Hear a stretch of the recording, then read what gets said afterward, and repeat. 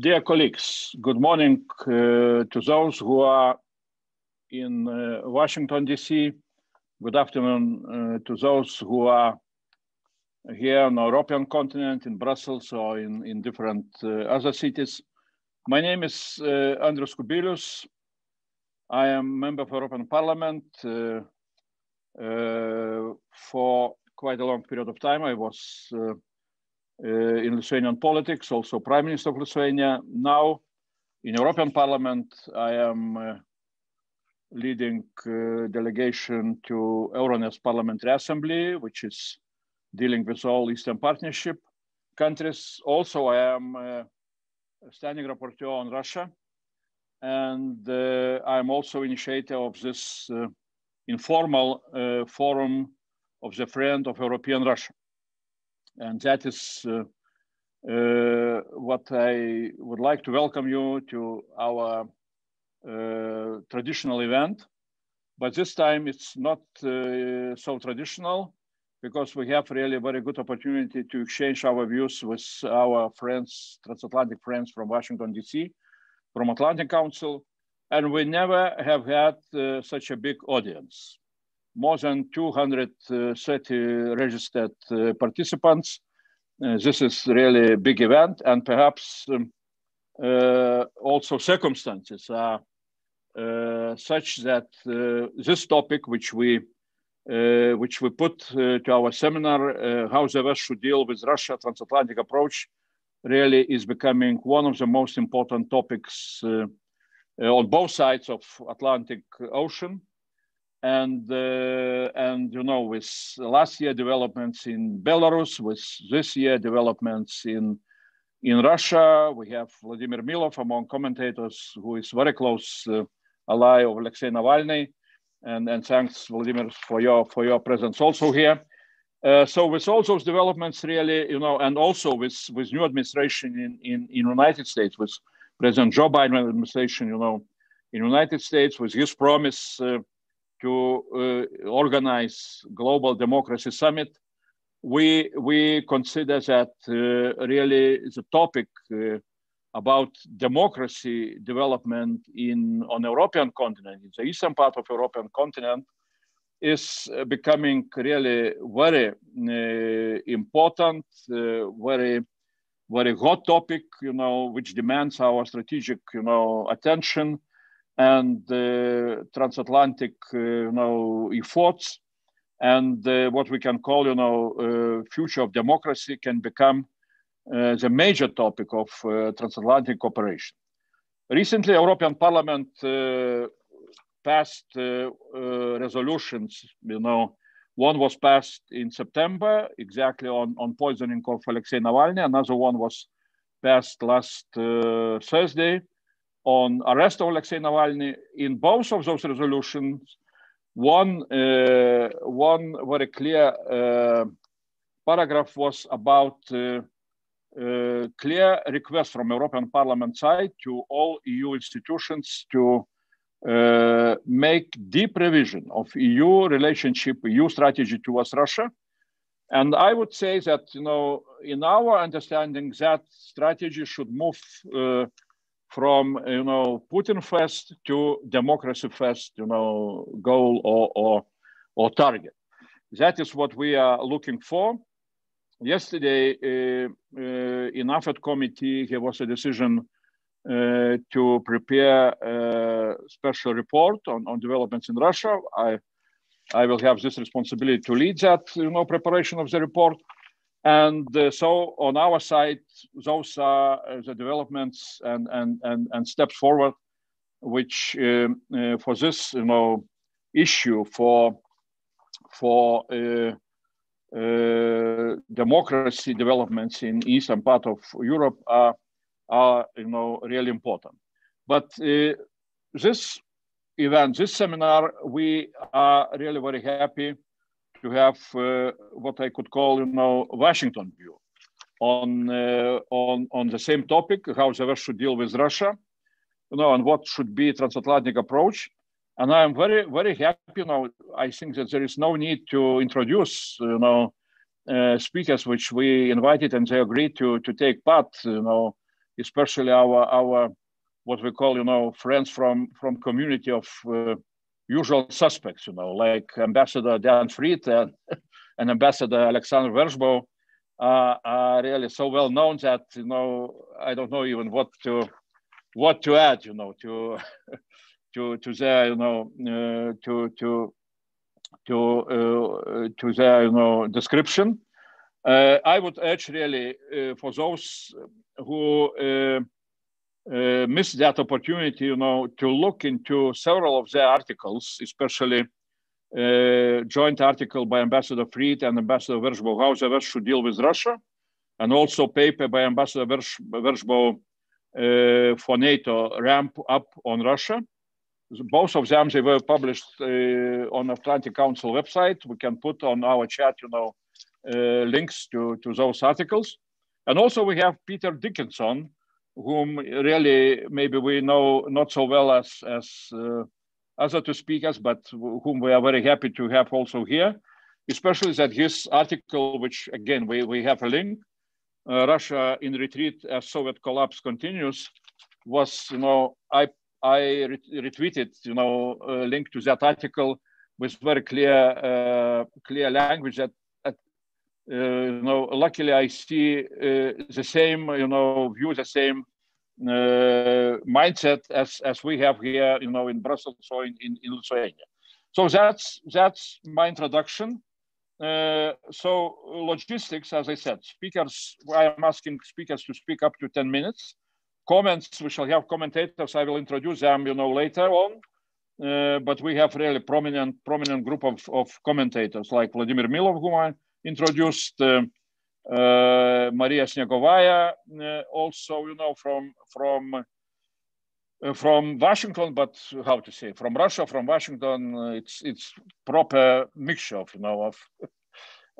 all the knowledge, also connected with Atlantic Council. My colleague Rasa JUKNEVIČIENŽ, member of European Parliament and former Defense Minister of Lithuania. Roland FREUDENSTEIN, policy director from Wilfried Martens Center for European Studies, EPP think tank. And we also asked if Leonid GOZMAN is somewhere. We agreed with him that he will make some comments, if we shall manage to bring him into connection.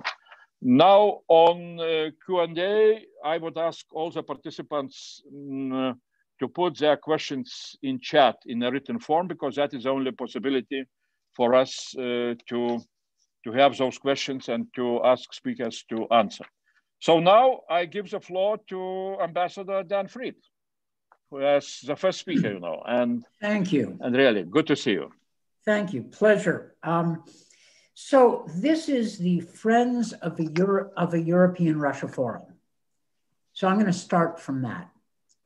Is a European Russia possible? Is a democratic Russia possible? Now, those aren't the same thing. You can be European and not democratic. I mean, fascism as an ideology didn't come from Eastern Europe. And you can be democratic and not European. But in Russian history and in Russian political debate, a democratic Russia and a European Russia are often conflated. And maybe rightly so. Maybe so. Is that possible? There are a lot of Americans, I won't speak for Russians, but there are a lot of Americans who say it's not possible. That Russia was, is, and always will be authoritarian. Moreover, this school of thought goes a step further and says, it doesn't matter. It doesn't matter because we have to deal with our interests and Russia as it is. We have to be realistic. And therefore, as a policy conclusion, we have to deal with Russia as an authoritarian great power.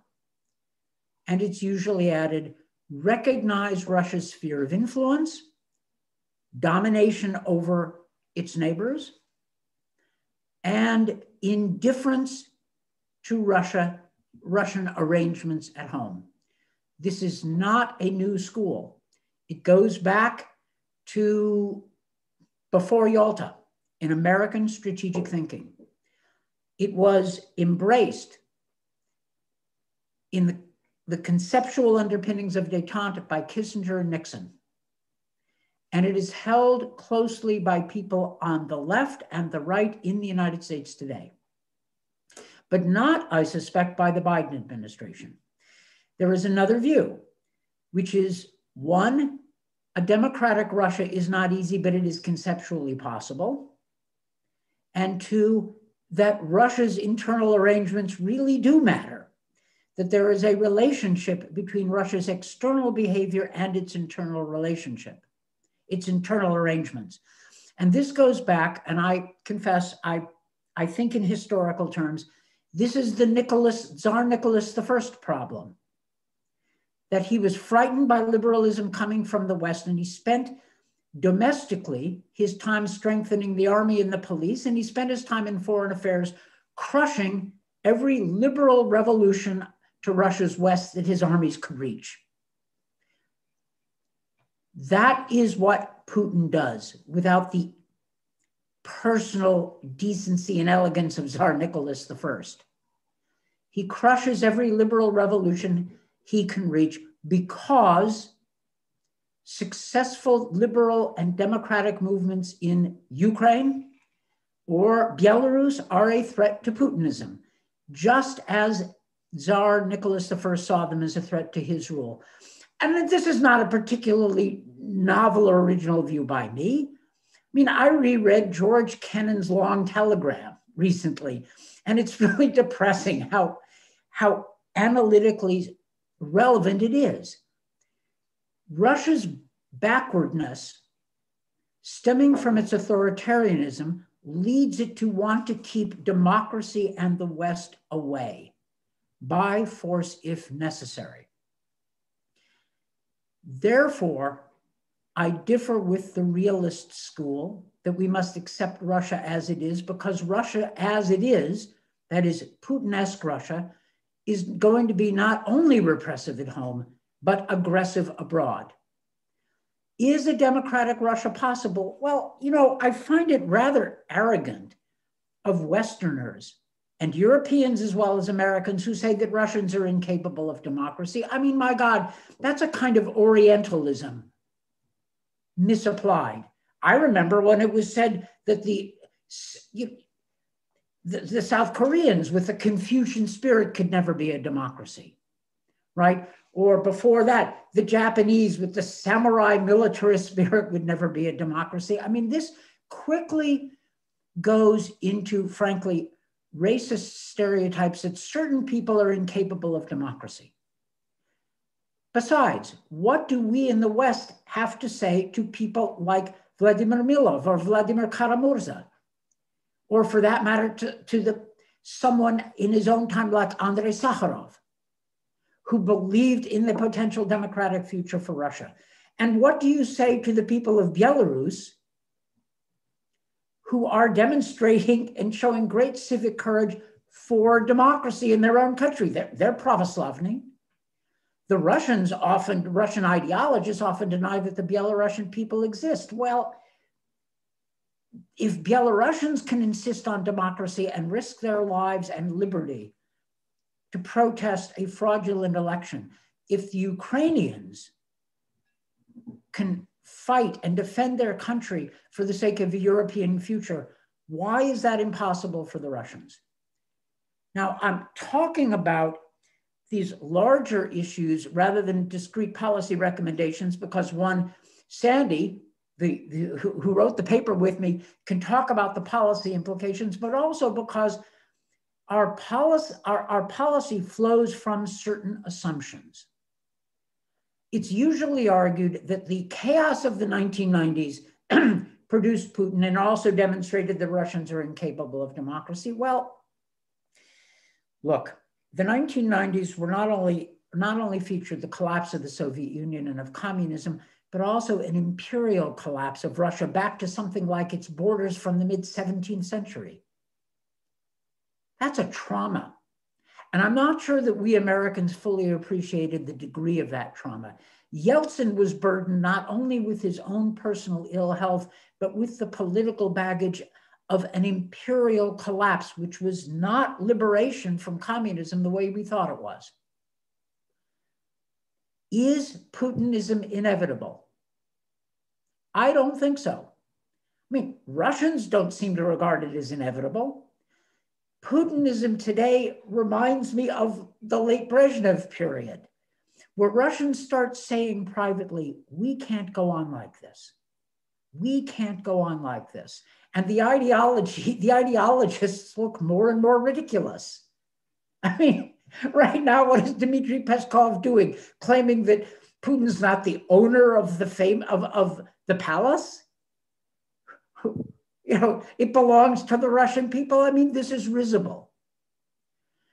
I do not want to consign Russia to the category of people incapable of democracy. I think that's simply bigotry speaking. It is not for us, Americans, or for anybody else to tell Russians what to do, but supporting democracy has been a piece of American foreign policy for a very long time. For all our hypocrisies and mistakes and blunders, and boy, there have been many, we have a pretty good record compared to the other powers in the world that have shaped the international system. And I think support for democracy is important and will be important to the Biden administration.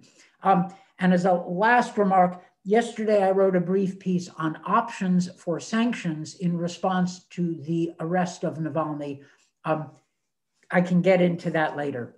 Anyway, Sandy VERSHBOW can talk about the policy implications of my historical musings. We've been thinking about these things together since we were junior diplomats in the Soviet Union in the early 1980s. So it's a pleasure to be a co-author with him right now.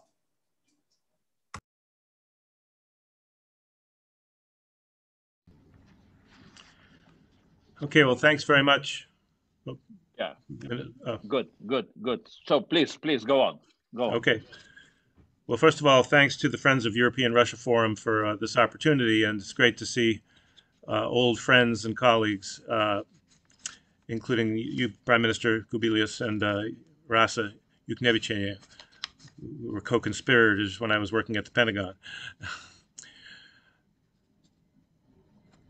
Dan has given you a perspective on some of the historical issues underlying our report. And it was important to us to kind of start with some of the history, not only the pre-1917 history, but the recent history that we were direct participants in.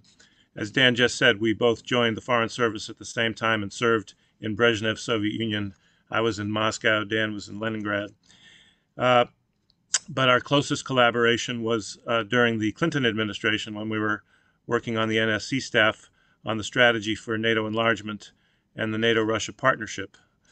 It seems like a long time, but it was a very optimistic time when we and the Russians were, in many respects, speaking the same language about the Helsinki principles, about human rights, about the rule of law, and about the security of all European states being equal.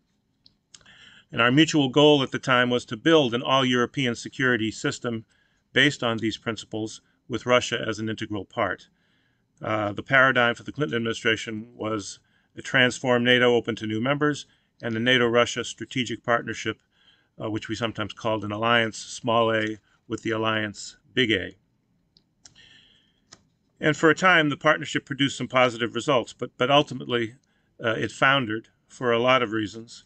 There were differences over specific issues like Kosovo, the Iraq War, Chechnya. But the watershed event, I think, was the color revolutions, and especially the Orange Revolution in Ukraine in 2004, which brought to the fore the main fault line in relations today, as we describe in the report, namely Russia's insistence on a free hand to dominate its neighbors and to suppress democracy and human rights at home. I was ambassador to Moscow at the time, and I remember the fury after the Orange Revolution when Putin accused the United States of stealing Ukraine from Russia as if it belonged to Russia. And he stepped up efforts to undermine democratic forces in the near abroad for fear that they would infect Russia with pro-Western ideas. As Dan said, this is a fear that goes back to Tsarist times, And of course, we hear echoes of the same fears today, very much in the case of Navalny, the protests in Belarus, etc. But I think from the time of the first color revolutions forward, Putin has been convinced that the West doesn't really want partnership, but rather we want regime change, and we want to marginalize Russia on the global stage. And that's why efforts to reset the relationship under Bush, under Obama, ultimately failed, and why relations didn't fare much better under Donald Trump. Now, Dan alluded to this issue of the current debate about how to deal with Russia. Our report was commissioned by the Atlantic Council around the time of the publication of the well-known joint letter written by more than 100 former colleagues and friends. And there's a lot in that letter called for a rethink of our relationship with Russia, and there were many points with which we could certainly agree. There's no doubt that the relationship is just about as bad as it's been going back to the height of the Cold War. It's maybe even worse in some ways. There are fewer and fewer guardrails to manage the competition and prevent incidents from escalating to the military level. And certainly we agree with the stress in the open letter on the need to talk to Moscow, if only to seek ways to reduce these risks and to stabilize the relationship. And you could make the case that dialogue is more necessary at a time when relations are so bad. But we did have some doubts about the terms for engagement recommended in that letter. The argument that we must deal with Russia as it is. As Dan just said, we don't deny that a lot of Putin's authoritarianism, his hostility towards the West, his determination to dominate Russia's neighbors, all reflect deep-seated traditions. But we don't agree that history is destiny. One of our recommendations is don't buy into cliches about Russia, for example, that Russians are predestined or have the DNA that dooms them to live forever under authoritarian rule. We saw in the late 80s and the 90s the emergence of a genuine movement for democracy and freedom in Russia. And it was all the more remarkable that the biggest impulse for reform and democratization came initially from within the ranks of the Communist Party itself. Now, that first experiment sadly didn't succeed for a lot of reasons, which we touch on in our report. Certainly, Putin and the Siloviki never bought into Western values. And I was an observer. I was ambassador from 2001 to 2005 and witnessed the beginning of Putin's systematic efforts to suppress democracy, crack down on independent media, crack down on civil society, and take regime opponents off the playing field, either by arresting them or, even in those days, by poisoning them. But the latest events surrounding the arrest of Alexei Navalny and, of course, the ongoing events in Belarus are signs of growing restiveness for change in Russia and in neighboring nations that may well grow stronger in the coming years, maybe even in the coming weeks and months, despite Putin's efforts to contain it. And so that's why the bottom line of our paper is, yes, we do need to deal with today's Russia as it is, but that doesn't mean accepting Russia's geopolitical agenda. And it certainly means that we need to invest in a future relationship with a better Russia that we still believe is possible, a Russia that may be more interested than Putin and his cronies in a constructive relationship with the West. So our report offers a framework for how to deal with Russia in the form of a set of do's and don'ts, some of which I've already mentioned. The first points are: don't be in a hurry, don't seek a grand bargain with Putin at the expense of our principles, and don't sacrifice other countries on the altar of better relations with Moscow. What we should do is resist Russian aggression in every domain.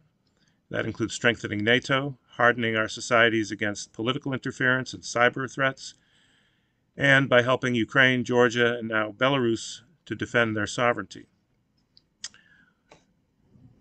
We also need to raise the costs for Russian aggressive behavior to the point that we can retake the initiative and begin to change Putin's calculus.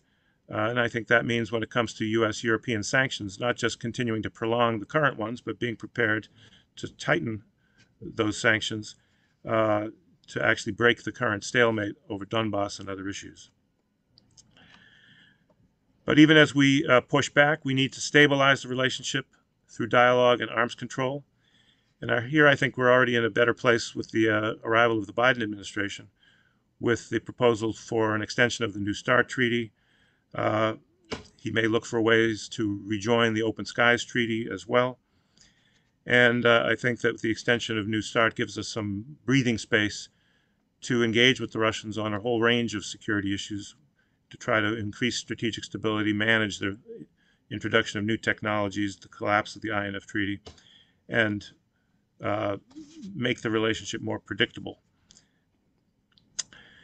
And beyond arms control, we should be looking for other areas of common ground where our interests and Russia's overlap, such as non-proliferation, counterterrorism, climate change, and dealing with future pandemics.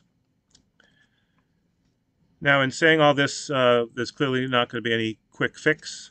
If anything, the recent events that are still unfolding surrounding the Navalny case may cause Putin to dig in even more, to retreat to his bunker, as people like to say these days. And sadly, despite the current challenges to the regime, Putin may weather the current storm. And worst case, he could be in power for another 10 or even 16 years. And I worry that he may choose to maintain political control by perpetuating the narrative of a hostile West determined to weaken Russia and deny it its rightful place in the world. So despite our best efforts at arms control and dialogue, stabilizing the relationship may be the most we can achieve in the near and medium term. But even then, we shouldn't be passive or fatalistic. Our report recommends that while engaging with Russian leaders and officials on subjects where we can't avoid talking, we also need to reach out more to Russian society, and especially to the new generation, which is indeed getting restive and may be reaching the point where they'll say enough is enough. Putin makes it difficult, and he's likely to make it even more difficult in the near term by branding opposition leaders, foreign media, civil society as foreign agents. And we should think of new ways to bring Russian citizens to the United States and Europe. And we should find ways to fight back more effectively in the information space, at a minimum setting the record straight on what are the West's intentions, debunking the idea that we're all Russophobes, and making clear that we still would welcome a democratic Russia in our Euro-Atlantic community. So as Dan said, I think some of the guidelines that we've recommended are already reflected in the initial moves and statements that we're hearing from the Biden administration. I think it would be wise for the transatlantic community to have a full-fledged review of our Russia policy. This is something that could be part of the NATO 2030 initiative, could also be done in a broader NATO-EU framework, or even bringing in other democratic partners, Japan, South Korea, Australia, because I think a union of democracies is one important way to engage more effectively in Russia and influence it to change its behaviors. It may take time, but I think unity among the democratic world is the key to eventually bringing Russia back to a more constructive relationship, getting back to the path of partnership that we were on in the 1990s, which we still think is possible going forward. History is not destiny. Thanks very much. Ambassador, thanks a lot. Thanks a lot for both of you, for really brilliant presentation and really very good report. Very, inspiring for a lot of, thoughts and discussions, what is next, what we can do. Now I would like to ask, Peter Dickinson, also from Atlantic Council, editor of Ukraine Alert Service at the Eurasia Center. As I said, before, I was very much, influenced by his recent articles. So, Peter, please, floor is yours. And unmute yourself, and then floor is yours. Okay, good afternoon. Good afternoon to all the participants, and thank you to the Friends of European Russia. It's a pleasure to join you. Yeah, the past year, or even the past half year, perhaps, has not been a particularly successful period for Putin. I think it's clear that there've been a number of setbacks that have affected Russia's position within the wider post-Soviet sphere, within the area which Russians like to view as their sphere of influence. The war in Azerbaijan, between Azerbaijan and Armenia, that took place in September and October of last year, was a watershed in many respects. For the first time, arguably the first time in a century, Turkey entered the fray there. So a foreign power entered the fray in a region that Russia had previously, for generations, assumed was its personal fiefdom, and Russia more or less accepted it. Of course, there was the eventual peace was brokered by Putin, and they managed to establish a Russian peacekeeping force in parts of Nagorno-Karabakh in Azerbaijan. But fundamentally, it was a setback. As I say, it's a watershed which really saw the end of this century of exclusive Russian domination in the region. The election in Moldova of a pro-European, pro-Western president was another setback, but I think the most important event of the past half year in the former Soviet region by a long way has been the pro-democracy uprising in Belarus. Very few people saw this coming. There were signs in the run-up to the election that something out of the ordinary was taking place in spring and early summer. But most people had written Belarus off for many years. Belarus was seen as a backwater. It was seen as an outlier. It was sort of condemned to the footnotes of the post-Soviet studies, as it were. And then all of a sudden in August, literally on election day, the situation changed dramatically, and it's remained extremely tense ever since. It's ebbed and flowed. But the protests have been huge in scale, nationwide in geographical scope. They've spread throughout the different demographics. There's been no particular single group involved or single region of the country. It's been a very broad-based pro-democracy movement. And the Russians have struggled to respond. I think Russia's response has been to support Lukashenko, to maintain his position as best they can, yet they are also aware that by doing so, they are making themselves very unpopular. They're making themselves increasingly unpopular amongst a population that previously had been quite sympathetic to, well, in fact, very sympathetic to Russia. So I think the Belarusian situation underlines the predicament Russia is in, where it wants to maintain its authoritarian regime at home. It wants to maintain an authoritarian sort of cordon sanitaire, particularly on its western borders. So certainly Belarus, ideally Ukraine, the Caucasus nations as well. But to do so, it has to support leaders who are increasingly unpopular, and it has very little to offer to compete with the idea of democracy, the idea of personal freedoms, the idea of European integration. Russia has very little to bring to the table. So the past half year has exposed a lot of the weaknesses of Russia's position at the moment. And now we're seeing perhaps a new stage of this with the protests around the arrest of Navalny in Russia. I would probably want to stress that we should be cautious about overemphasizing at this stage how big the protests were. Of course, Russia is not renowned for large-scale protests under Putin, so they looked quite shocking, and a lot of people spoke about them being the biggest protests in years, maybe in a decade, maybe since the Bolotny period in 2011, 2012. But still, the numbers we have for Moscow, for example, on Saturday were approximately, the numbers I saw at least, were around 40,000, 50,000 people at most. Now, to put that in context, in Minsk, in Belarus, we had upwards of 150,000 people. Minsk is a city of around 1.5 million. Moscow is a city of 12 million. So proportionally, the protest in Moscow and elsewhere in Russia was still very, very small. So I don't think it's time yet to talk about the impending collapse of the Putin regime, although these are certainly all signs pointing in the direction of the weakness of the regime.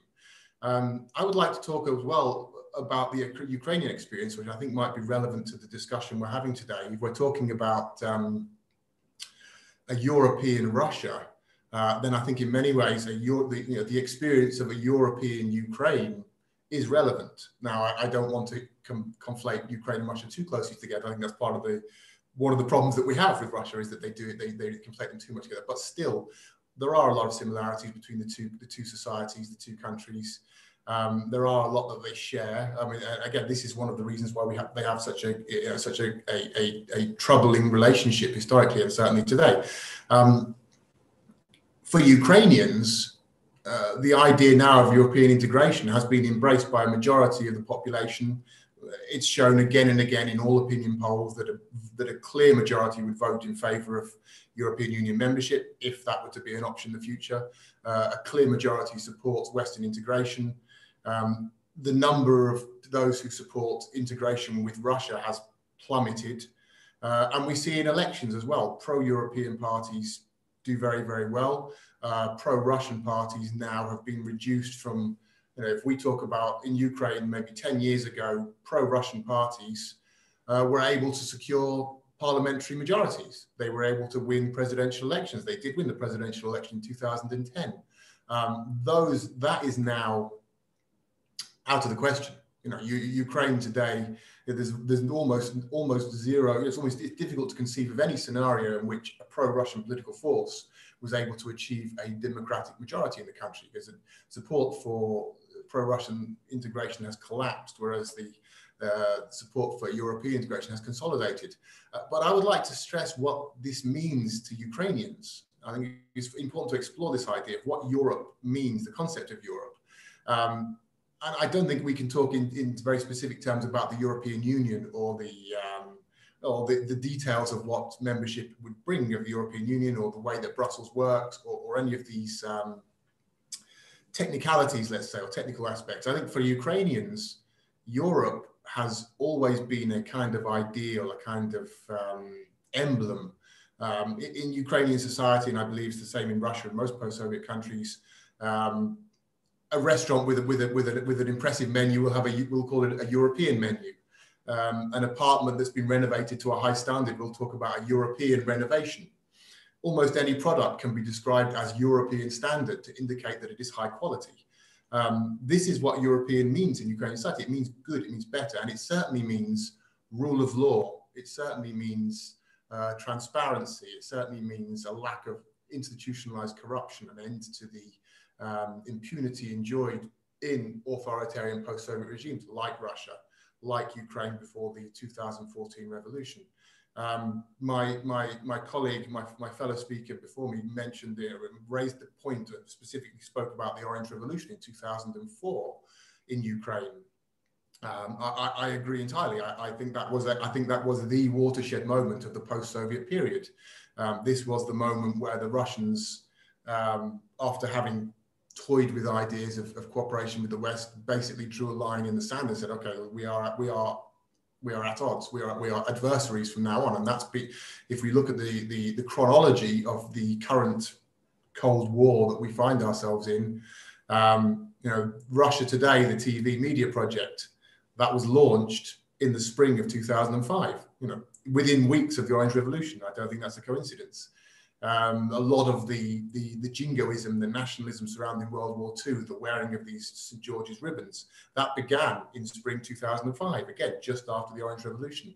There was a marked crackdown on the civil society within Russia after the Orange Revolution. There was a sharp turn in Russian policy at that time directed against the Russian domestic audiences because of what was going on in Ukraine. And again, the Ukrainian Revolution of 2004 and the Ukrainian Revolution of 2014, both of which have been are often referred to as pro-European, that is accurate to a degree, but I think it can be misleading to European audiences or Western audiences because it doesn't necessarily mean, they don't represent an application for Ukrainian membership of the European Union. They simply meant an embrace by the Ukrainian public of what they call European values. So again, it's democracy, it's rule of law, an end to impunity and corruption. These were the basic principles that drove both those revolutions, and they represented the Ukrainian embrace of European values. And interestingly, at the time of the 2014, prior to the 2014 revolution, there was a period of mounting tension as Ukraine was scheduled in November of 2013 to sign an association agreement with the European Union. Now, during that period before that, there was a very heated debate in Ukrainian society about the pros and cons of signing this association agreement with the European Union. Of course, Russia was very firmly in opposition to this. But despite them having great leverage in Ukraine, having access to the mainstream media, and at the time, essentially controlling the government in Ukraine, they could not put together a coherent and persuasive argument of why Ukraine should not pursue European integration. There was nothing. Instead, we had a campaign that was largely focused on absurdities and nonsenses, like the European integration was equated with gay marriage. It was a kind of homophobic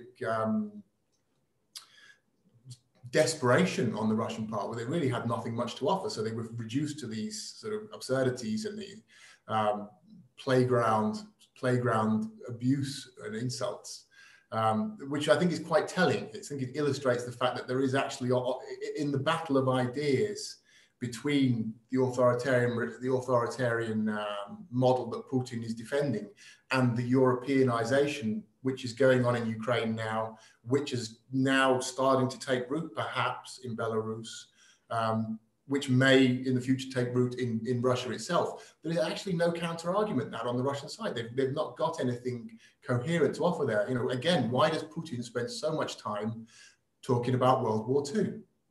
Arguing about the Nazi-Soviet pact, trying to defend Russia's role in the Second World War. Because he argues over the past because he can't offer a future. There is no future in his portfolio. It has nothing to pull out and present to the Russian people. And I think that they're starting to become very aware of this. And now we have this referendum last year in which Russia has said, okay, we have the prospect of another 16 years of Putinism. There are going to be increasing cries of, we need to, how long can we go on like this? We can't go on like this any further. And there will be people looking to end this. There'll be more. Now, the question is, how can the international community and the Western community support that without, while navigating to avoid what could frankly be a very brutal situation in Russia? I mean, I think we've seen in Belarus a very heavy crackdown against protesters. But without wanting to tempt fate, I fear that may seem like child's play compared to what could go on in Russia in terms of the sheer, the human cost that we could be looking at of a very major confrontation between a pro-democracy protest movement and a deeply entrenched Putin regime with an enormous security apparatus at their disposal. Russia has enormous potential there to cause carnage. That applies to domestically in Russia itself. It applies also to countries like Ukraine first and foremost, where of course there's always an opportunity, there's always a danger that we could have an escalation here, where Russia would seek to distract from domestic problems by escalating in Ukraine, by creating a new conflict scenario here in what is essentially a frozen conflict, more or less now in the eastern country. So I think the Ukrainian experience indicates that it's reasonable to believe that there's very big support within Russia itself as well for a European Russia, for a rule of law Russia, for a democratic Russia, for a Western leaning, a Western looking Russia. I think that's a reasonable assumption, despite the propaganda, despite the government statements. I think our experience, the experience in Ukraine does strongly indicate that. But the Ukraine experience also indicates that it's not going to be easy, that it's certainly not going to be simple. Ukraine has a lot of advantage over Russia in this respect in terms of Western integration, and it's still a very big struggle. And it's now 17 years since the Orange Revolution, and this process is still very much in the balance. So if we talk about specific advice, I would certainly say, I think we've got to engage with young Russians. I think we've got to, I was particularly alarmed to see that the American administration of Donald Trump in its final days closed down consulates in Russia. and has made it more difficult for Russians to go to America physically. I think that's a huge problem. I think on the contrary, it should be made as easy as possible. We should be welcoming Russians into the West with certain constraints. Let's say, I think obviously it can't be an open door policy, but it should be a policy to bring as many as possible on exchanges, on work placements, on engagement, because this is the future. This is where the battle can be won, and this is where they can really make an impact. I think at the political level, you're only going to hit a brick wall. The Russians are, the Putin regime is under siege, and it's only going to get worse. The way it looks domestically in Russia, the way it looks in the Soviet region, all signs point to the fact that we're going to see a more and more entrenched, besieged and authoritarian regime. So we need to deal with that and think about how we can support alternatives. Thank you. Well, yeah, Peter, thanks a lot. Thanks a lot. Really, thanks a lot for all the speakers. I agree with all your thoughts and your words. Really, it's very clear that our views are very close. Now, really, we are switching to commentators, to comments, and of course we shall start with Vladimir Milov. Vladimir, please, up to, I would say, 5-7 minutes, but knowing where you are, and yeah. I will not try to limit you, so please, Vladimir, go on. Thank you, Andrius, and thank you, everybody. It's great being here. There's so much going on right here, right now in Russia, but of course I cannot avoid commenting on this historical and philosophical part, whether Russia can be a democracy in the future. First, I think I would quote my friend Vladimir Karamurza, who is not here today, but he often says that whenever Russian society was allowed to freely vote in a free contested election, it always have chosen pro-democracy forces. In 1917, with election of Constituent Assembly, Bolsheviks have lost terribly. They only were forced to storm the capital, sorry, not the capital, but the Tauride Palace, but they were more successful than those who were storming the capital this time. 1990s, even at the height with the unpopularity of Yeltsin's reforms, like his best case in 93, Zhirinovsky only got 23% at the parliamentary elections. In 2003, when United Russia was elected and got itself so-called constitutional majority, after which they effectively shut down the country, they were not running on a chauvinistic imperialistic ticket. They were presenting themselves as a better reform party than the parties of the 90s, as a party who directly pledged to crack down on oligarchy, as a party who pledged to build good relations with, as Putin says, our partners in the United States, European Union, and NATO. Putin was promoting himself on television as a friend to the West at the time.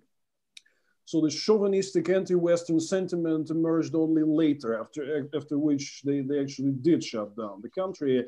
Now, working on the ground these days, I can say to you that throughout these 20 years of Putin's rule, Russians actually have never ceased to support basic democratic values. After Putin abolished direct elections of governors and mayors, like 2/3 of Russians always said, yes, we support Putin, but we want direct elections back. When we talk to people about, let's say, presidential election that happened 3 years ago when Navalny was not allowed to run, even majority of Putin's supporters were confused by that. They said, but Putin is strong, why not to allow a competitive race? Same with the last year's constitutional plebiscite, which Peter just mentioned. It was not held, it's wrong to call it a referendum. It was not held under the referendum law, because a referendum law directly obliges the government to give us, who are against these amendments to the Constitution, a free space on the television in prime time. This is what they did not want, because, and actually this extension of Putin's rule was barely shown. It was hidden behind all this propaganda about guarantees on pensions, environmental protection, sovereignty, and all that stuff. Even a pro-Kremlin pollster like Tsuon would tell you that the public opinion on prolonging Putin's rule beyond 2024 is split at best. I think less so now because Navalny's movie about Putin's palace had a drastic effect. It has now over 92 million views on YouTube. Just so if somebody is not aware, Russia has only 55 million households, which means that more than 70% on YouTube statistics show that more than 70% of the views are from Russia, which means that in each Russian family, in each Russian household, this movie has been seen at least once or even more, right?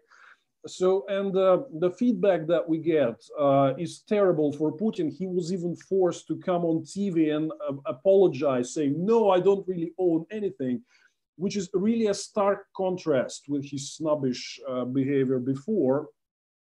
Because I think this movie will play a huge role in destroying his image. He was portraying himself as like an ascetic person who doesn't need anything, doesn't own anything. He's there, you know, but to do his job to make Russians' lives better. And now this unprecedented palace built on stolen money. So I think, look, I think I heard this from Peter. Some people try to shorten and make too direct of a link between growing public discontent against kleptocratic regime and actually collapse of the current system. Do not try to shorten it. Might be a long way. Plus, what we can see both in Russia and Belarus is that we have two dictators who are well aware that their own nations are against them. So they are actually choosing the strategy of staying only by force, by scaring people off, by beating them, brutal repression and all that stuff. You see all that happening in plain sight, which is why when we come back to what the friends of European Russia can do about it, look, I think really it's important to separate Russian society and its aspirations from the regime. I think regime had already proven that it's not only against you folks, it's also against us, against Russians, and it's only defending itself by force. So we have like a common enemy. And listen, in the light of the recent events, one thing I can tell you is that European Parliament, and Andrius, thank you and the colleagues for that. You have last week adopted an absolutely terrific resolution, spot on the events in here. Now, when I published excerpts from it, particularly the part which calls to introduce sanctions against enablers, Russian oligarchs, propagandists, Putin's inner circle who keep their assets in Europe, listen, I get, you know, multiple feedback from people saying, look, when they finally gonna do it? Because Russian oligarchy is universally reviled. It's totally hated right here as much as in the West. So listen, we have a common enemy. And I think, again, I would just use this opportunity to translate a lot of opinions of absolutely ordinary Russians, which I hear daily. Then, when are you in the West finally going to do it and sanction oligarchs who keep stolen money in Europe and in the West? So my best advice to you is please do it as fast as you can. Thank you. Thanks, Vladimir, very much. We are planning next of our seminar together with Atlantic Council with Anders Aslund and his colleagues. You know, Daniel Fried knows very well. We are planning exactly to have a seminar on their report on what American authorities are going to do with so-called black Russian oligarchic money, and we are looking what how Europe can follow. So that's on our agenda, you know. So that's what we shall try to do. Now I would like to ask Maria SNEGOVAYA, you know, to make her comment. Then Rasa, if she will be ready, you know, we shall make mixture of Russian and I don't know, you know, how to introduce Maria. She is non-resident fellow of the Atlantic Council, but of course we know her from all her Russian activities also. So Maria, please, floor is yours. Thank you very much, Andrius, and thank you very much, Friends of European Russia, for hosting this very, very important event. I read Ambassadors Fried and VERSHBOW analysis with great interest, and I, as Vladimir, wanted particularly thank them for making this effort overcome the cliches, you know, of Russia, where somewhere with balalaika and dancing bears, you also have this autocratic regime, never changing autocratic regime. Instead, of course, Russia is far more nuanced, and Yeltsin's period definitely demonstrates that certainly capable of democracy. Just a reminder, I think the Western community has a tendency to fall into cliches about Russia a little bit, because in 2000s, actually, the narrative was very different. I remember that quite well. At the time, the narrative was about normalizing, democratizing country, which will eventually join the European community of countries. And actually people who, like me, lived in Russia at the time and actually witnessed some concerning tendencies, worsening authoritarian tendencies, which were already visible at the time, actually had a hard time communicating those messages to Western community. And I think like right now we have fallen into the opposite kind of pole of the same problem. While as a matter of fact, as Vladimir demonstrated, there's a lot of demand for democracy growing within the Russian society right now. But I wanted to pay attention to the second part of the report by Ambassadors Fried and VERSHBOW, where they briefly discuss about what can be done. And here I just will make several points which I think are very important to consider, particularly in light that right now we are reviewing the West policy with regards to Russia. Despite the fact that at this point has been over 6, almost 7 years of sanctions being imposed on Putin's regime, I have to unfortunately say that the result is not very encouraging.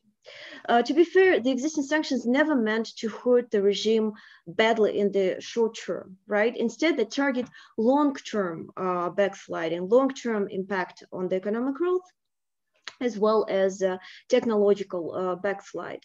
But in the short term, looking at the continuous activities of Putin's regime domestically and in Europe, for example, we see that it continues to poison its opponents, it continues to interfere in other countries' affairs, and it continues to even interfere in the United States domestic process, as demonstrated in the attempted 2020 interference and the recent major cyber attack.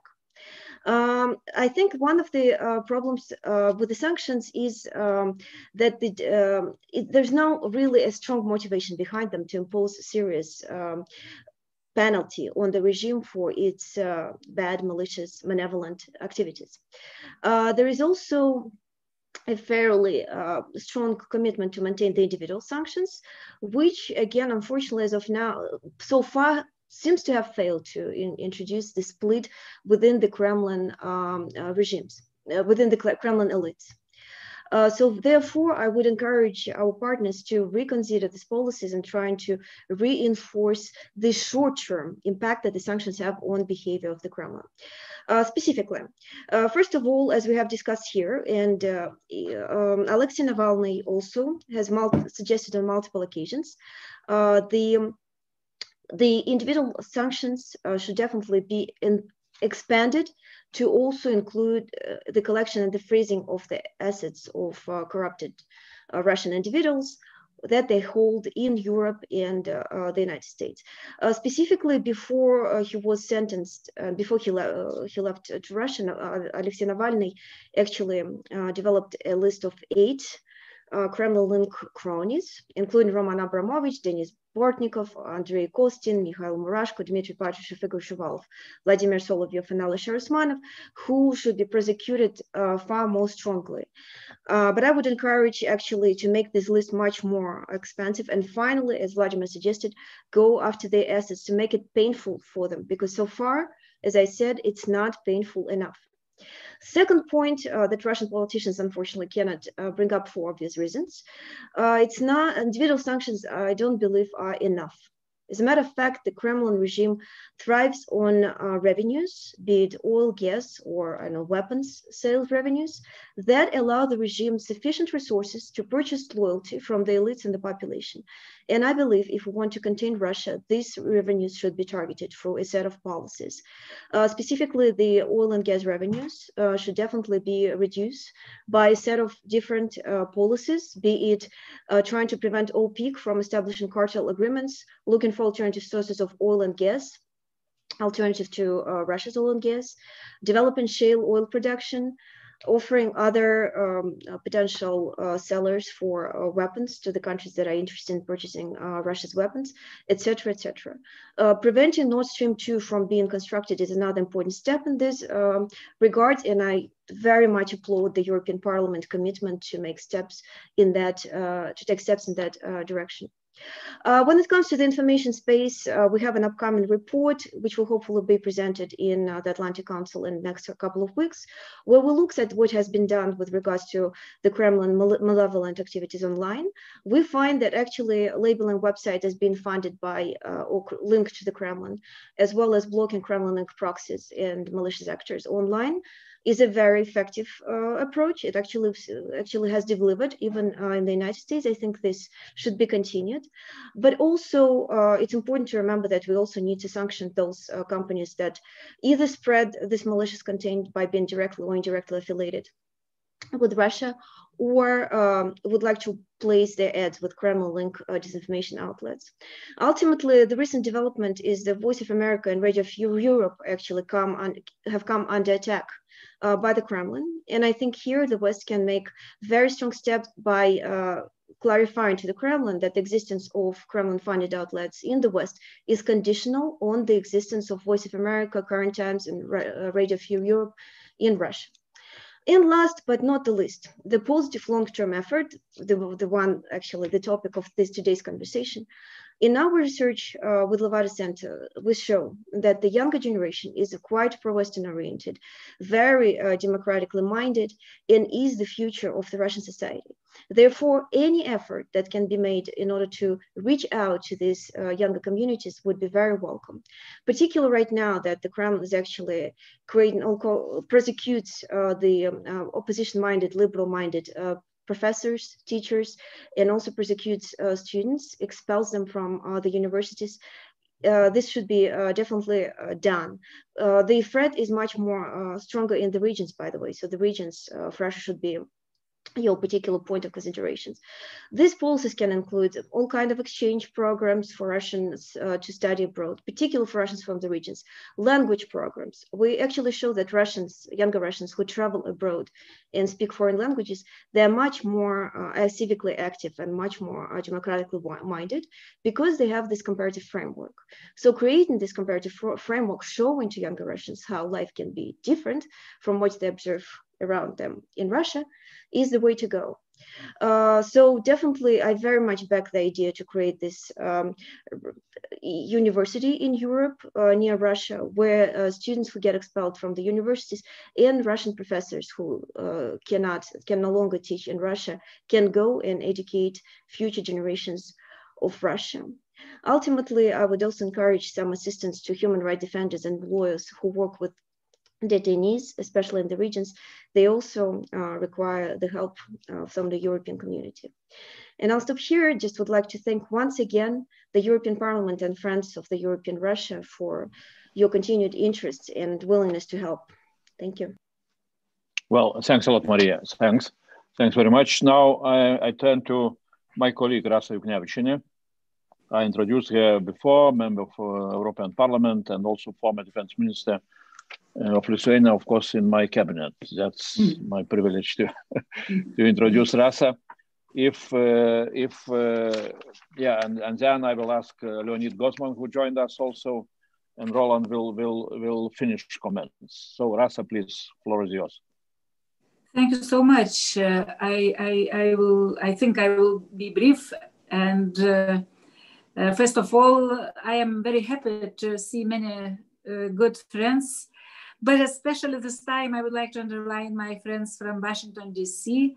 What I am missing mostly in my new activities in European Parliament, my American friends and their important insights during our discussions. I hope we will be in close cooperation again here. So on subject, my main message today is also about belief. Many people talked about that, but I will also say some words on that. Belief that Russia can be different. and can choose path towards democracy. It is very important, and it is not only a philosophical issue or topic. It's very important for both sides, in the West and in Russia itself.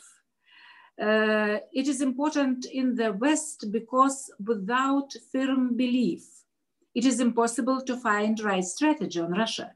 It's like diagnosis when medical doctors are trying to find the best, the right diagnosis. Treatment is impossible without the right diagnosis. Kremlin is very happy with the narrative that Russia will never be democratic. And the only conclusion on such narrative, you have to make relations and cooperation with the current Kremlin regime. And this is the only way for our politics. In Russia itself, it's important for its future. People without trust on themselves, without self-confidence, will do nothing.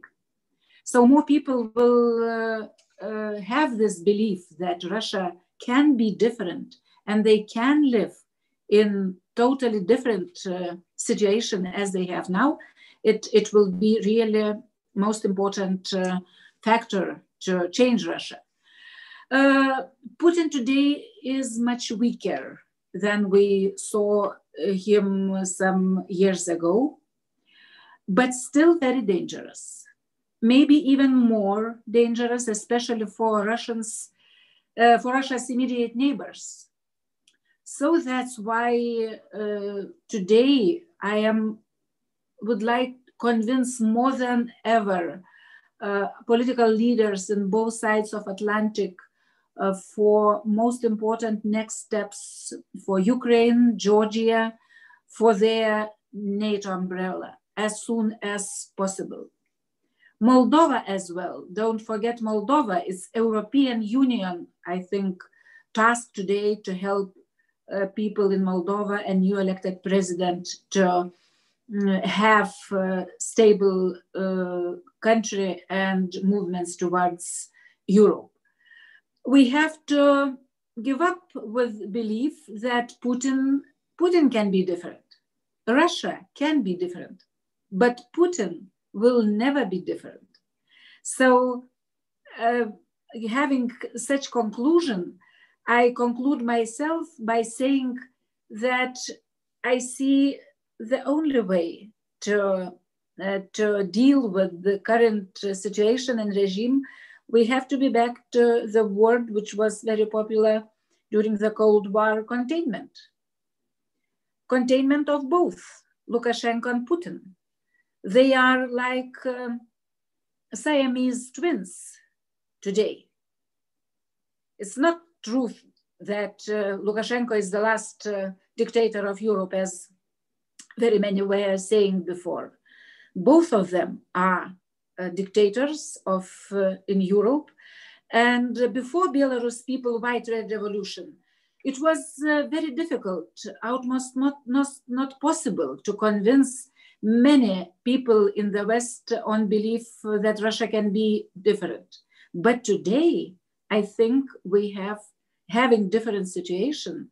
We have changing situation. And that's why, it's my last sentence, that's why we have to boost Friends of European Russia narrative and network everywhere, and not to be afraid to promote belief on different Russia, democratic Russia, having in mind those beliefs, and maybe in my lifetime, one birthday, I will meet with different Russia. Yeah, very good last sentence. Since maybe not everybody knows that Rasa today is celebrating her birthday, so we hope really that at some time we shall be able to celebrate birthday, also celebrating democratic Russia, you know, with all our friends. Now, before I will give the floor to Leonid, I will introduce him, but one logistical proposal. I would ask especially speakers to look into both into Q&A,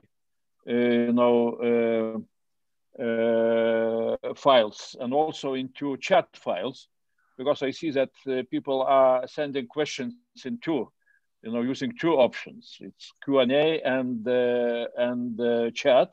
And I saw Ambassador Daniel Fried got very long question from Žygis Pavilonis in Q&A. Roland got questions from Konstantin Egert, our good friend, also on chat. So if you will use opportunity, when I will give the floor for the final comments, especially for the speakers, maybe you will be able to answer those questions also. Now, Leonid GOZMAN, whom we know also, our good friend of our forum, and even before that, we knew each other from, I don't know, from many years, And Leonid, of course, is again, does not need long introduction, well-known political analyst, terrific writer, in op-eds in different, platforms. And also, if I am correct, also he had political experience. So he knows everything about Russia. Leonid is speaking to us from, as I understand, from Moscow, perhaps. Sure. So, yeah, Leonid, please go on. Thank you, Andrius. I'm really from Moscow now. I'm in Moscow, and thank you all, and thank you, friends of European Russia. I don't know. I cannot say something. I can just add something which you said, which you all said, guys, because Russia is a small country, and you said everything. But I would like to stress just 3 points, which is better to keep in mind when you're speaking about Russia or thinking about Russia. Number one, Russia is not so specific country as it looks. When you look at the Russians' style of life, Russians' attitudes, Russian cities, and so on, you will see that it's not so different from Belgium or Spain, for example. Of course, there are differences, but the difference between Russia and Belgium is not larger than the difference between Belgium and Spain or Italy. Russians are human beings first, and they are only in second there, Russians. So don't overestimate Russian specificity. We are the same country like everybody, like all others. It's number one. Number two, there is no civil confrontation in Russia. There is no the split between citizens. And opposition-minded citizens, they oppose not to the other citizens in the country. They oppose directly to Putin's bureaucracy. And those citizens, those Russian citizens who are still vote for Putin, there are not so much as they said, as the authorities said, but there are a lot of such people, of course. But these people in mass, they are very passive. They are very passive. And we have evidence during the week, very dramatic week, January 17, when Navalny returned back from Germany to Russia, and January 23, when we had these fantastic protests all around the country, and it's unique protests. This protests were unique. So during this very week, there were not a single civil action in the context of the support of the current president. No any one action. They said that the majority for them, that the majority voted for their amendments for constitution and so on and so on. Okay, look, guys, where are you? Where are you? You disappeared. So the citizens, they oppose to the government. They oppose to bureaucracy. They oppose to Mr. Putin himself, not to their compatriots. And I think it's very important. It's a very important thing in our country. And the third one, the political confrontation has turned into the moral confrontation in my country. You know, the contradiction now, the gap now, not between liberals and communists, or liberals or nationalists. It's important, of course, but now you can forget about it for some time, because the gap is between the citizens of the different political attitudes from one hand and these authorities from another hand. So it's another situation. It's a moral situation. It's not a political situation. And people, the goal of the opposition part of the society is not so much in favor for reforming certain institutions as in favor of return to morality, to justice. At the same time, the level of the rejection of authorities is so high that, in fact, citizens do not demand negotiations or compromises like they demanded in 2011, 2012, but a radical change in the regime. You know, they demand the withdrawal of these regimes from the political arena. And in this point of view, the situation in Russia is, you can call it a revolutionary situation, like revolutionary situation was in the Soviet Union in like late 80s and early 90s, or in the countries of the Warsaw bloc in the same time. So I hope that Russia is ready for future. So thank you. Well, thanks a lot, Leonid. Thanks a lot for your comment, you know. And now I'm turning to Roland FREUDENSTEIN. As I introduced, you know, he's policy director from Wilfried Martens Center, which is, you know, think tank of EPP party, of my party. And we are very happy that we have Roland, you know, together with us, because really his analysis is always very deep. So Roland, please, floor is yours. I'm happy to be here as another friend of the European Russia. So thanks, Andrius, and it's great to see so many good friends and colleagues in this panel. Okay, you know, I mean, I tried hard to find something to disagree with in what's being said, but I couldn't. So I think what I might try is to maybe reinforce a couple of points and maybe add something. So I've got 3 points, basically. One is, and this is an addition to the fantastic paper by Daniel and Alexander that I read before this. I would make it a point that the West should never exaggerate its leverage over anything that happens in Russia, be it good or bad. Right? I mean, Putin is not our fault.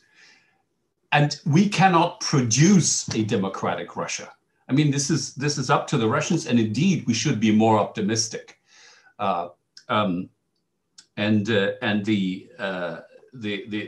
the Russlandversteher are people that really don't understand Russia, because they do not see Russia as it is. And they certainly are wrong in their claim that there is a genetic disability of Russians for a democracy. Okay, so first, don't exaggerate our leverage, but that doesn't mean that we shouldn't do anything, right? And it certainly doesn't mean we shouldn't try to improve our policies. The second point, you know, as much as the external and the internal, the foreign policy and the domestic policy are interlinked in Putin's approach, you know, oppression at home and aggression abroad.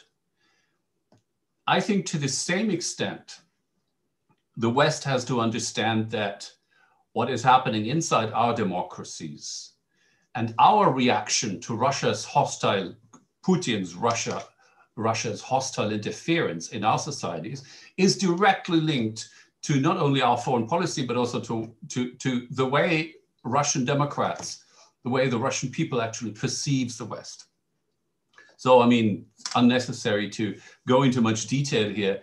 Of course, as soon as we lower our defenses, actually we will weaken the hopes and the optimism of Russians that something can be done about things in their own country. And here's one specific favorite point of mine.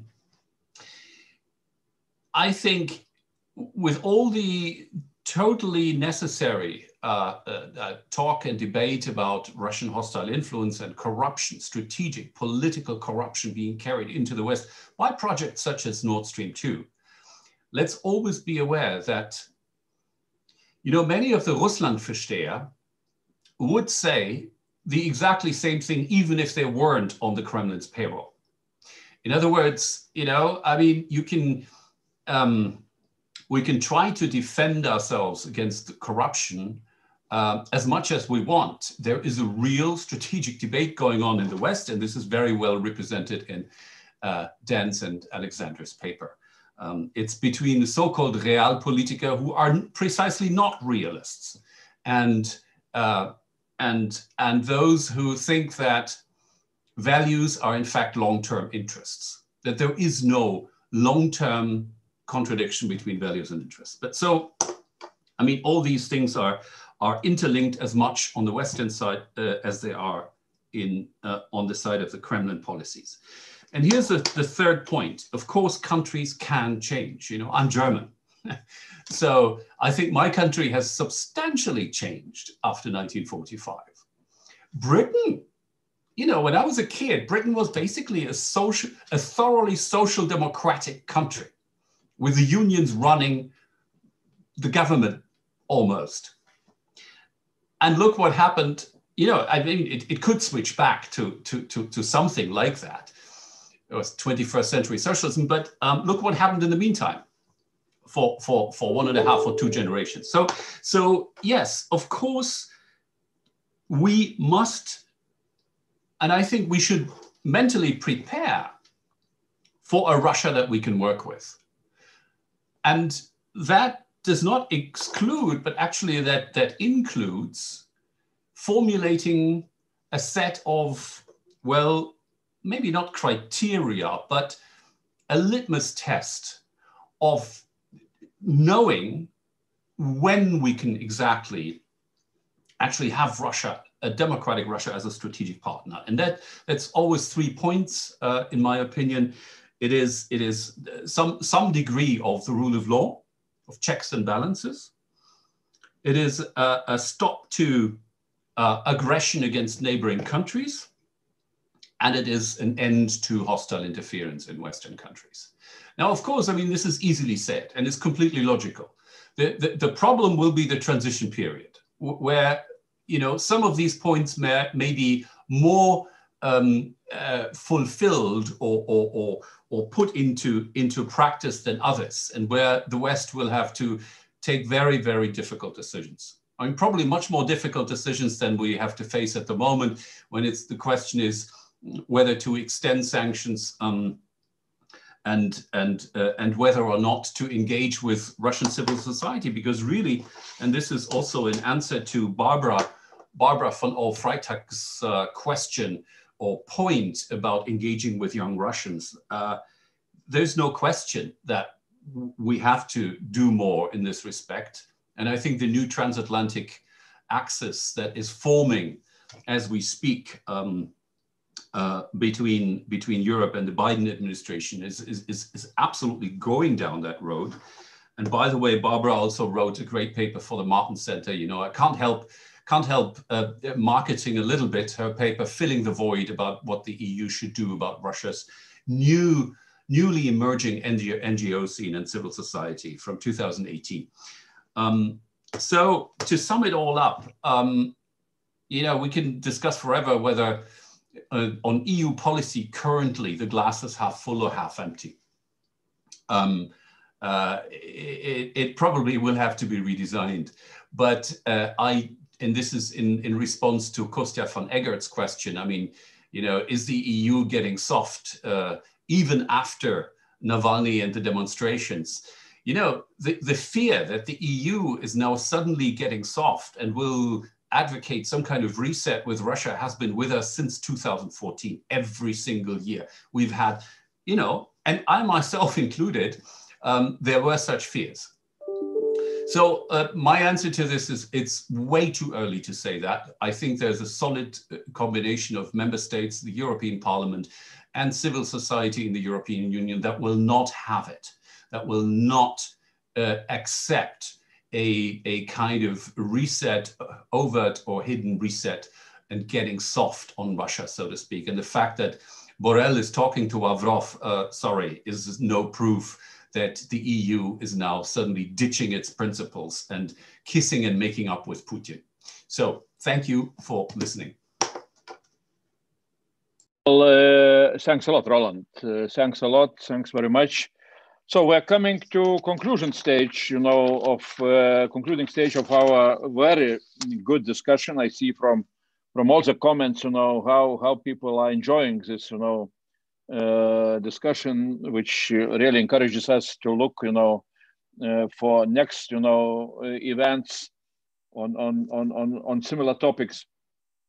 Well, now I am ready to ask, you know, speakers, you know, starting from Ambassador Dan Fried, then Ambassador Alexei VERSHBOW, and the last one, Peter Dickman, you know, to answer at least some questions. I see that now suddenly, you know, everybody started to write the questions. I am not able to follow all of them, but at least I saw my colleague from Vilnius, Žygis Pavilonis, put a long question to Ambassador Dan Fried. You know, is new administration ready to correct, you know, mistakes from the past, like Bucharest, you know, NATO summit and so on, and membership perspective in EU for trio Eastern Partnership countries and democratic elections in Belarus.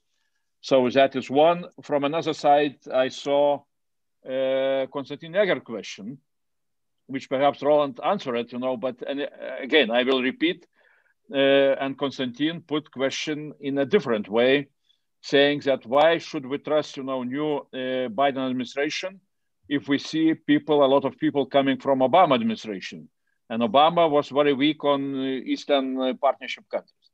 And I would also mention question of our good friend Georgi Kandelaki from Georgia, who puts very, very important question, I would say, on changing tactics of Kremlin, how to influence, you know, situation in Eastern Partnership countries, you know, especially Georgia, who faced military aggression like Ukraine. Now, what Georgia is saying, you know, that there is attempts to weaken, you know, democracy, to push processes of so-called democracy erosion, and that is in some way can be orchestrated also by Kremlin. So what to do with that, you know, attempts of Kremlin to shift from hard power to soft power, you know, in trying to influence developments in neighboring countries. So, but in any case, you know, I trust that our speakers were able to look into all the questions, and it's up to your choice, you know, to make final comments. Ambassador Dan Fried, please go on. First, Obama and Biden. Well, Obama started out with the reset, but he ended up putting US combat forces into Poland and leading NATO to put combat forces into the Baltics. That's quite a good journey. He also pushed for sanctions. His team. Well, I'll tell you a story about Tony Blinken. He was Deputy National Security Advisor in 2014. The Obama NSC was divided about how strongly the US should respond. Tony Blinken gave me the political backing I needed to go out and negotiate the sanctions with the Europeans. I couldn't have done it without him. He didn't make a big noise about it. He was very clever the way he did it, but he did it. And Toria Nuland as undersecretary, I mean, come on, the Russians, used to go after me with their propaganda machine. Then they went after Sandy, then they went after Toria. She's famous for being strong on Russia policy, not hostile to Russia, but pretty tough about resisting Putin's aggression. Yeah, I've got a lot of confidence in the Biden team. And so far, their initial steps have been good. We'll see what they do with respect to a response to Navalny's arrest. I mean, that's a test, and it's a test before their full team is in place. But so far, the signs are pretty good. Secondly, Georgia and the other Eastern Partnership countries. Look, the Trump people were indifferent to democracy in general, or they were hostile to it. They just didn't care. This was not a good American tradition that the Trump administration represented at the top, though some people in his administration, like Fiona Hill, were doing their best.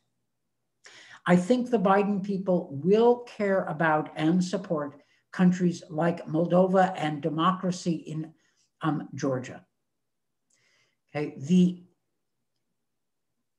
democratic strength at home is key to resisting Putin's aggression. That's important.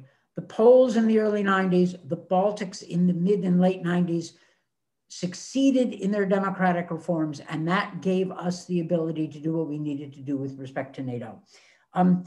With respect to Bucharest and a membership action plan for Georgia and Ukraine, Sandy VERSHBOW is the best possible person to talk about that kind of stuff. I'm going to defer to him. I will mention that Maia SNEGOVAYA made a number of specific and useful suggestions with respect to sanctions. I think that the incoming, the Biden team is going to be looking at this. And one name I'd like to throw out for you, Maria, and for everybody else, is Peter Harrell, who is the new senior director at the NSC for economics. Why do I mention him? Because he was my right hand at the State Department in 2014. He was with me. He was in the Economic Bureau as a Deputy Assistant Secretary, so he knows all about the origins of the sanctions policy and our thinking. He's just the right person to have in that position. And so, I'm going to be, to the extent he's got any time, I'll be talking to him about some of this stuff. And Maria, I appreciate the suggestions. And I also especially appreciate the suggestions from people like Vladimir Milov and Kara-Murza about individual sanctions as opposed to sectoral sanctions, which may risk hurting Russian people. I mean, this is an argument they've been making for years, and I'm sensitive to it. So thank you for the ideas. And it's a challenge for the European Union and for the Biden people, but those of us on the outside will do our best. Well, thanks a lot, Dan. Thanks a lot, Ambassador. And now, Ambassador Alexander VERSHBOW, please, floor is yours. Okay, thanks. Very little time, I know. I agree with all of Dan's comments, and I wanted to thank Roland Freudenstein for his very good comments. I think very much coincides with my thinking. Dan already covered why should we trust the new Biden team. I think they learned from mistakes. Clearly, we didn't impose any price on the Russians for the war against Georgia. The reset happened almost in the initial months of the Obama administration. That was clearly a mistake, and then Ukraine and Crimea are the result. But by the time Obama left office, as Dan said, we had a very strong NATO deterrent process, posture being put in place, including the forward presence battalions. So I think the curve is a steep one, and the key is now, can we not only check the Russians, deter them from going even farther, but actually get them to pull back, reintegrate Donbass in Ukraine, and start a virtuous cycle toward an improved relationship. I think that's where the transatlantic community has a challenge. Can we somehow come up with the leverage that we have lacked to not only halt Russian aggression, but force them to pull back and start abiding by international law and international rules? Irakli Kavtaradze raised a very important point about what kind of security guarantees can we provide to Georgia and Ukraine pending their admission to NATO as members. I'm hopeful that the Biden administration is going to push this issue forward, whether it's membership action plan or some new status in which we begin to develop deterrent strategy for defending Georgia and Ukraine, just as we developed a strategy for defending the Baltic states. But I think one step that the administration should consider, mentioned in my ramp up on Russia paper, is establishing a permanent military presence in Georgia, even now, even before NATO membership, as a way of putting some skin in the game and deterring the Russians from any new designs on Georgian territory. But I think that pleased to hear so many positive comments on our basic thesis in the paper is, that today's Russia is not forever. Russia can change, that Russians are not genetically determined not to be able to become a democracy once again. And it's encouraging to hear that that Russian, as Vladimir Milov said, that Russians have never ceased to support basic democratic values, and we're beginning to see that on the streets. And it may be a long wait before healthy forces triumph, but I think we need to do all that we can. Barbara von Freitag's point that there are many opportunities, we shouldn't sell ourselves short, many opportunities to support civil society, to influence democracy in Russia, even though our leverage is at the end of the day limited and the Russian people will have to chart their own future. But the fact that it could have happened back in the 80s gives me hope that it'll happen in the not too distant future. And I'm optimistic that Putin will not be president in 2036, but may leave office well before that. Thanks a lot, Ambassador. And Peter Dickinson, please, floor is yours. Thank you, Andrius, and thank you to everyone for a really lively conversation, very valuable comments and commentaries. I would briefly just end by talking about Ukraine. I think that if we look at how to promote the concept of democracy, the Europeanization of Russia, the quickest way to do it is to support exactly those policies in Ukraine itself. I mean, this is essentially why we have a conflict in Ukraine, because that is what Putin fears. He invaded Ukraine in 2014, essentially in order to prevent Ukraine from making progress as a democratic country, as a European country, from integrating into the Western community of nations, to integrating with the West in general, but certainly Europe specifically.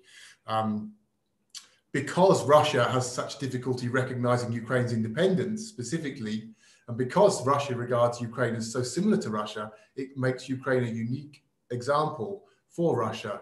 And I think for the West, for all Western countries, for all EU countries, and for America and Canada as well, this is a lesson that cannot be overemphasized. If you want to have influence in Russia, Ukraine can be the ultimate good example.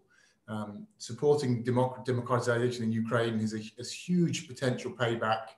I think it's the right thing to do for Ukraine anyway. I think it's certainly a very effective and has been a successful policy over the last 20 years, but it also has huge potential to influence the situation in Russia, where they pay very close attention to events in Ukraine.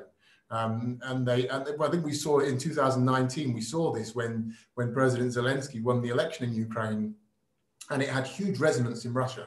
And the Kremlin was at first dumbfounded because they hadn't expected this to happen, and they were forced to admit that Ukraine was a democracy, at least in the sense that they were able to elect an outsider as president. So this is one of the many different policies that we need to look at now, is strengthening democracy and the European integration of Ukraine. Ukraine needs to become a success story, which will resonate very loudly throughout Russia. Well, Peter, thanks a lot. Really, it sounds very familiar to what we are trying to speak here in the European Parliament. About importance of success of Eastern Partnership countries, especially of Ukraine, Georgia and Moldova, where EU can really use its instruments, to create their success, to create belt of success, which can influence developments in Russia. So we are coming to the end of our very interesting seminar, very interesting meeting. Thanks a lot to all speakers and those who made comments. I will make just few sentences at the end, on my own, how to say, feelings and intuition. I remember very well last year at this time, we had our seminar, our discussion with our friends from Belarus, our traditional, friends from Belarusian opposition. And they spoke how they are not able to agree on single candidate for presidential elections in August. And my conclusion was that very clear, how situation will develop, nothing will happen. Lukashenko will write the numbers what he wants, opposition is weak, divided, and so on and so on. Really, I confess my inability at that time to predict anything about Belarus. The first place where I started to think about, that something is different was Adenauer Stiftung seminar in Vilnius, where very well known, sociologist from Belarus, who is now living in Warsaw, Andrei Vardomansky, presented opinion polls of Belarusian people. It was somewhere in April, or beginning of May, and where one number for me was very interesting. At that time, Vardomansky shows that more than 60% of Belarusian people are supporting serious change in Belarus. And that was when I said to myself that, well, it's interesting. Then, of course, things started to develop, Babariko, Tikhanovsky, and things like that. Then we understood that we know about Belarus very little. Then we started to see, what is happening in the regions and how powerful is, next a Telegram channel and so on and so on. And then, of course, we came, to all the developments which we, witnessed as a revolution. Now I see that, Putin is following Lukashenko, road of development. What Lukashenko was doing, of course, he was trying to steal elections. He put candidates, major candidates into the jail.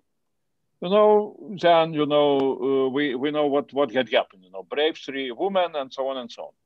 So Putin puts, Navalny into the jail.